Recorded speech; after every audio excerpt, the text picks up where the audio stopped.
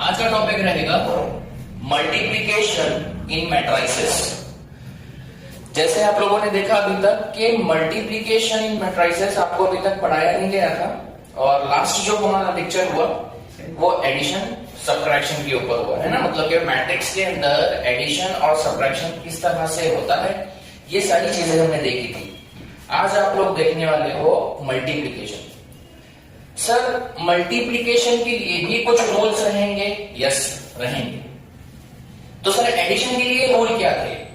आपका एडिशन और सब्ट्रैक्शन हमेशा याद रखो सेम ऑर्डर की मैट्रिक्स के साथ होगा।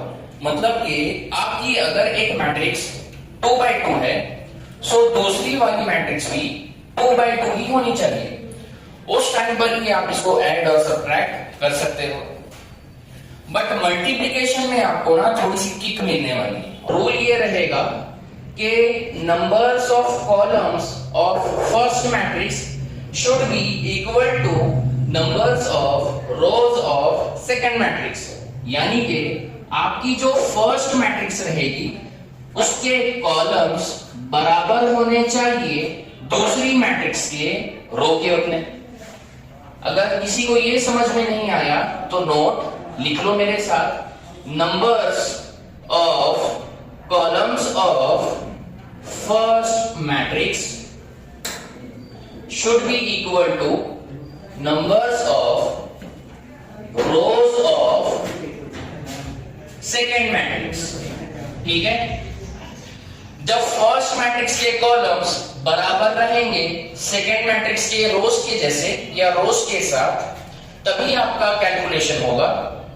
यानी कि जब numbers of columns of first matrix मतलब फर्स्ट मैट्रिक्स के कॉलम्स बराबर रहने चाहिए सेकेंड मैट्रिक्स के रोज के होते। सर इसका क्या मतलब हो गया? अरे भैया सुनो, मैट्रिक्स में फर्स्ट मैट्रिक्स में अगर 2 कॉलम्स है तो सेकेंड मैट्रिक्स में 2 रोज होनी चाहिए। आई बात समझ में? फॉर एग्जाम्पल मेरे पास यहां पर 2x2 के 2 मैट्रिक्स है दिए, ओके। और वो मैट्रिक्स है A, B, C, D। मुझे बोला गया कि आपके पास एक मैट्रिक्स है और आपको मल्टीप्लाई करना है P, Q और S। ठीक है, कुछ इनको नाम दे दो। A इंटू B बोला गया है सर। अब सर करना क्या है? देखो सबसे पहले तो दोनों का ऑर्डर चेक करो। इसका भी है 2x2 और इसका भी है 2x2। बट हमारे लिए पॉइंट हमारे पास क्या है कि भैया कॉलम ऑफ फर्स्ट मैट्रिक्स कितने कॉलम्स है? सर ये n है, ये n है, मतलब कि ये 2 कॉलम्स है और यहां पर 2 रोज है। क्या 2 इज इक्वल्स टू 2 है? हाँ सर है। तभी आपका कैलकुलेशन पॉसिबल है, वरना सॉल्यूशन होगा ही नहीं। Solution does not exist. आई बात समझ में? ठीक है सर, इतना तो समझ लिया। अब करना कैसे है? करना इस तरह से रहेगा कि आपको फर्स्ट मैट्रिक्स की रो को टारगेट करना होगा। जैसे कि यहां पर इसकी फर्स्ट रो है A और B। जैसे कि हमने लास्ट लेक्चर में देखा था, हमारे मैट्रिक्स में रोज भी रहेंगे, कॉलम भी रहेंगे, डायगोनल्स भी रहेंगे। इन सभी का यूज हमको करना होगा किसी न किसी जगह। जरा ध्यान से देखो, आपके पास फर्स्ट मैट्रिक्स की रो है A और B। आपको इस रो को सेकेंड मैट्रिक्स के सारे कॉलम के साथ मल्टीप्लाई करना है विद रिस्पेक्टिव एलिमेंट। जैसे कि एक मैट्रिक्स बनाओगे आप, मैंने कहा विद रिस्पेक्टिव एलिमेंट आपको इस रो के इस कॉलम के एलिमेंट्स के साथ मल्टीप्लिकेशन करना होगा। सर A इंटू P हो जाएगा क्या? हाँ, A इंटू P होगा। अगेन जरा देखो, A इंटू P, बीच में आप लिखोगे प्लस की sign, then B into R, मतलब कि B को मल्टीप्लाई करोगे आप R के साथ। बात आ रही है समझ में? ठीक है पीयूष, समझिए।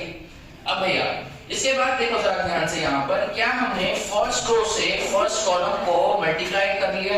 हाँ सर कर लिया, विद प्लस की साइन। हाँ सर प्लस की साइन। अभी क्या हमने फर्स्ट रो से सेकंड कॉलम को मल्टीप्लाई किया? नहीं, कर लो।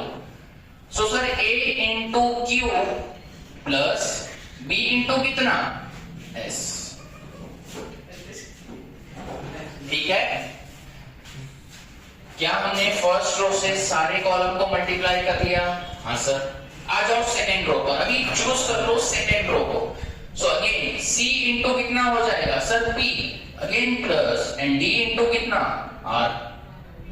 C ने मल्टीप्लाई किया P के साथ और D ने मल्टीप्लाई किया R के साथ, मतलब कि फर्स्ट एलिमेंट ने फर्स्ट एलिमेंट के साथ और रो के फर्स्ट सेकेंड एलिमेंट ने कॉलम के सेकेंड एलिमेंट के साथ। Again sir C into Q होगा, शाबाश, प्लस D इंटू कितना हो जाएगा?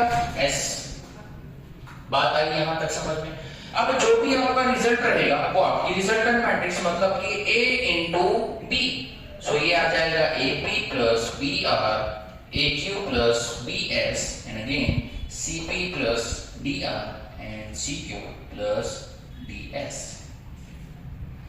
तो ये था मल्टीप्लिकेशन इन मैट्रिक्स को सॉल्व करने का तरीका कि मल्टीप्लिकेशन मैट्रिक्स में किस तरह से होता है।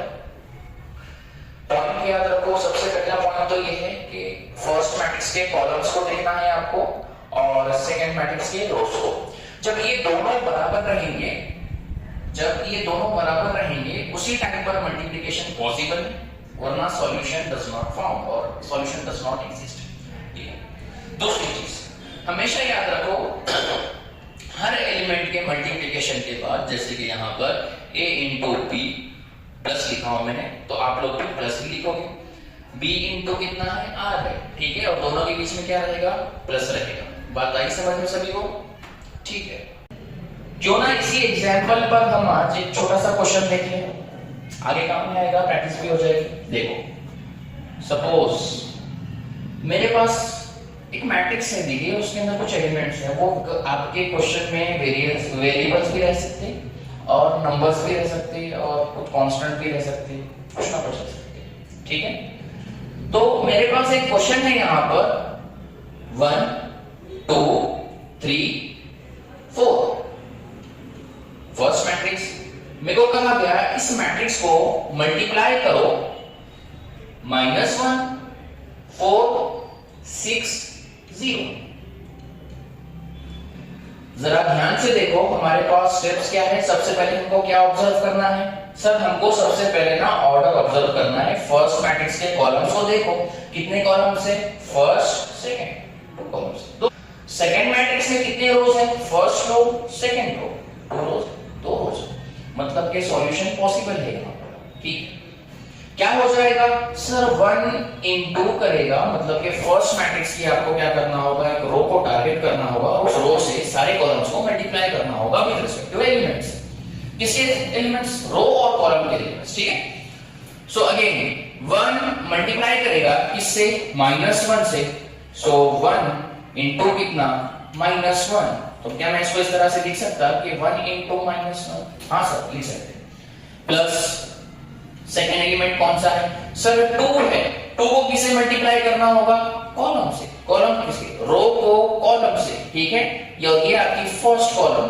सो 1 ने मल्टीप्लाई किया -1 के साथ और 2 मल्टीप्लाई करेगा किसके साथ? 6 के साथ। सो 2 इंटू कितना हो जाएगा? 6, ठीक है। उसी तरह से क्या हमने फर्स्ट रो से फर्स्ट कॉलम को मल्टीप्लाई कर दिया? हाँ सर। अभी आ जाओ फर्स्ट रो से सेकेंड कॉलम को मल्टीप्लाई करने। सो 1 इंटू अगेन कितना? 4 प्लस 2 इंटू कितना? 0। जरा ध्यान से देखो, क्या हमने फर्स्ट रो से सेकेंड और फर्स्ट कॉलम को अच्छे से मल्टीप्लाई कर दिया? हाँ सर। कितना हो जाएगा? 3 इंटू -1 प्लस 4 इंटू कितना सर? 4 इंटू 6, ठीक है।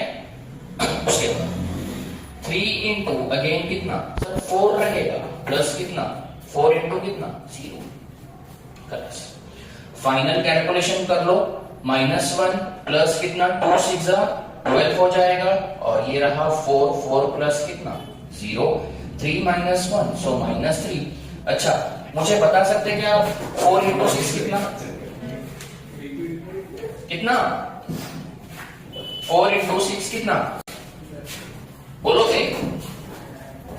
4 इंटू 6, हाँ मेरे को तो टेबल याद। 24। शाबाश। 4 इंटू 3 कितना? 12। शाबाश। प्लस 0। सो आपके पास एक फाइनल मैट्रिक्स आ जाएगी, -1 है +2 है, क्या करना होगा, माइनस प्लस माइनस और साइन बड़े वाले नंबर की। हाँ। मतलब कि कितना आ जाएगा ये सर 11 4 और अगेन -3 है +24 है, ठीक है। सो ये हो जाएगा कितना 21 और 12। ये रहा एक छोटा सा एग्जाम्पल। एक्सरसाइज पर आ जाओ आप लोग। एक्सरसाइज पर आपकी जो एक्सरसाइज है 2.1 और उसका फर्स्ट क्वेश्चन है आपके पास कि apply the given elementary transformation on each of the following matrices. मतलब कि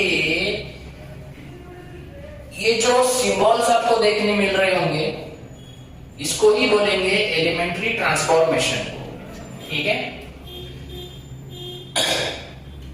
जो सिंबल के दोनों साइड यहां पर लाइन पर एरो रहेगी इसको भी आपको याद रखना है, और ये जो रे जैसी जो सिंबल दिख रही होगी आपको इसको भी याद रखना है, ठीक है। अब जरा ध्यान से देखो, उसने क्या कहा कि उसने एलिमेंट्री ट्रांसफॉर्मेशन को हर मैट्रिक्स के ऊपर अप्लाई करो, ठीक है। और ट्रांसफॉर्मेशन क्या करना है हमको, देखो जरा R1 इंटरचेंज टू R2, इसको क्या बोलेंगे हम, इंटरचेंज वाली साइन, ठीक है। और ये साइन हमारे लिए काम करेगी चेंज वाली, ठीक है, चेंज इंटरचेंज। इसको आप हो सके तो अल्टी पल्टी बोलकर याद रखो कि इधर की चीज इधर और इधर की चीज इधर, अलग करना। अच्छा देखो, सॉल्यूशन में सबसे पहली चीज आपको एक गिवन मैट्रिक्स दी गई है और आपको बोला गया है R1 इंटरचेंज टू R2, यानी कि R1 को आपको लेकर जाना है R2 की जगह और R2 को लेकर आना है कहां पर, R1 की जगह पर, ठीक है। तो सबसे पहली चीज आप ए मैट्रिक्स को एज इट इज गिवन लिखोगे, मतलब कि 1 0 -1 3। देन आप बोलोगे कि आपने इंटरचेंज वाला टर्म अप्लाई करना है, सो R1 इंटरचेंज टू R2। सो इसका सॉल्यूशन ये हो जाएगा कि A इज इक्वल्स टू, जब आपने R1 को R2 की जगह और R2 को R1 की जगह लेकर आ गए, तो मुझे बताओ फर्स्ट रो ये है आपकी R1 और सेकंड रो ये है आपकी R2। सो ये सर ये 1 और 0 को आपको कहां लेकर आना है सर, R2 की जगह पर 1 और 0, और ये सर -1 और 3 कहां पर सर, ऊपर चला जाएगा, सो -1 3। ये रहा आपका आंसर। सेम उसी तरह से आप बी मैट्रिक्स के लिए भी सॉल्व करोगे। बी मैट्रिक्स आपको क्या है दी गई, सेम 1 -1 और कितना है 3 2 5 4 2 5 4। क्या कहा गया है आपको वहां पर, आपको बोला गया R1, जरा देखो क्या इसके दो साइड एरो मार्क है इस साइन के, नहीं, मैंने कहा चेंज के लिए याद रखो इस साइन को। तो आप इस साइन को लिखोगे यहां पर कि R1 में चेंज करना है, R1 के अंदर चेंज करना है, सिंगल एरो दिया गया है इसलिए R1 के अंदर चेंज करना है, और क्या चेंज करना है वो चीज एरो के आगे लिखी जाती है। मतलब कि R1 से माइनस कर दो R2 को, ठीक है। सो B इज इक्वल्स टू, देखो चेंज किसमें हो रहा, रो 1। सो आपकी रो 1 कौन सी है सर, ये वाली। क्या आपको R2 से कुछ लेना देना होगा क्या, नहीं, फर्क नहीं पड़ना चाहिए, R2 एज इट इज रहेगी, ठीक है। सो 2 5 4 एज इट इज। R1 कितनी है सर, 1 -1 3, माइनस कितना करना है R2 को, सो माइनस R2 कितना है यहाँ पर 2 है, यहाँ पर कितना है -5 है, और यहाँ पर कितना है -4 है। एक फाइनल मैट्रिक्स मिल जाएगी आपको यहाँ पर 1 - 2 इज इक्वल टू कितना सर, -1 माइनस माइनस प्लस, मतलब ये कितना -6, 3 - 4 कितना -1, और 2 5 4। आई बात समझ में, यस, ठीक बॉस।